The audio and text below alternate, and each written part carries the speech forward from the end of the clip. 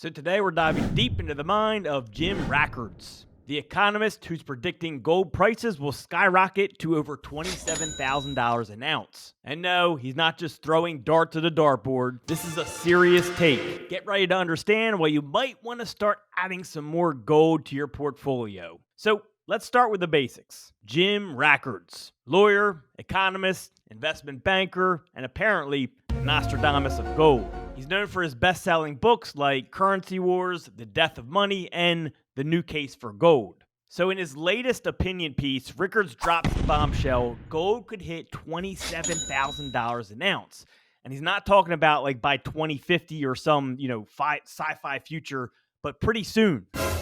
And get this, he's not just doing this for clicks or shock value. Rickards says that it's based on rigorous analysis. So if you're still holding on to those dusty old dollars, maybe it's time to start considering upgrading to some bling. Now, why does Rickards believe gold will skyrocket? He points out that central bankers love their fiat money. You know, the stuff they can just print endlessly like it's monopoly money. But when that party inevitably ends, thanks to excessive money creation, Bitcoin competition, or a financial crisis, they might have to turn back to gold, like a bad ex who keeps crawling back.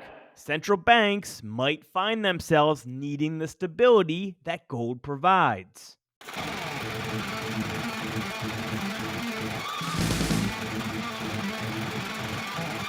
Imagine the Fed printing money like Joe Biden trying to remember where he left his keys.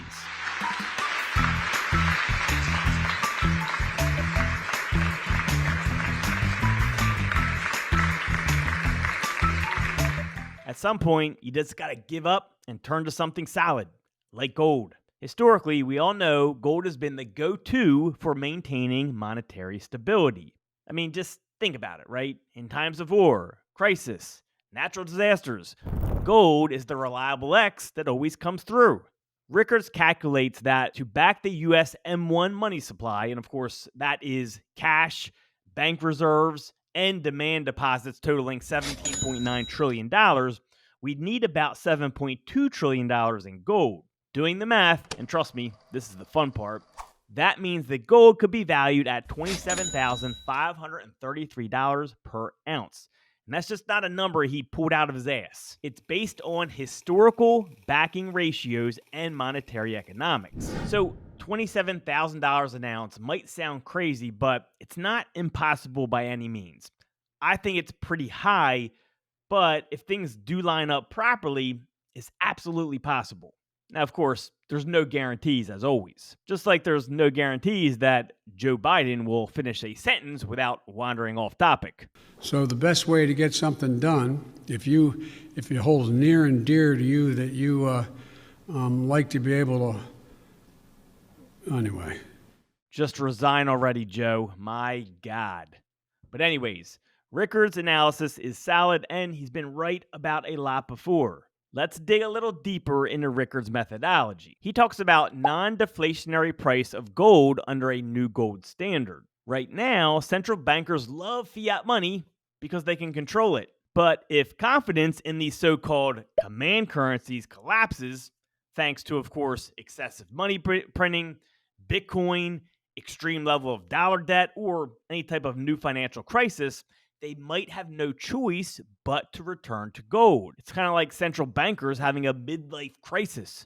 They might realize that their fiat money party is over and gold is their only stable option. And honestly, watching them scramble would be more entertaining than Joe Biden trying to explain the economy.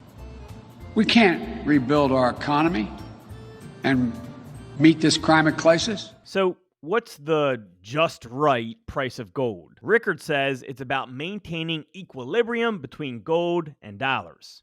The U.S., with its 8,100 metric tons of gold reserves, that's 261.5 million troy ounces, is in a prime spot to manage this balance by selling gold or buying it using freshly printed Fed money. Rickards points out that the US M1 money supply is $17.9 trillion. Using a 40% gold backing ratio, which is standard historically used from 1913 to 1946, we'd need $7.2 trillion in gold. And this is exactly where Rickards gets his $27,533 per ounce number. Applying that $7.2 trillion valuation to 261.5 million troy ounces of gold gives us a whopping $27,533 per ounce. Of course, that's the implied non-deflationary equilibrium price of gold in a new global gold standard.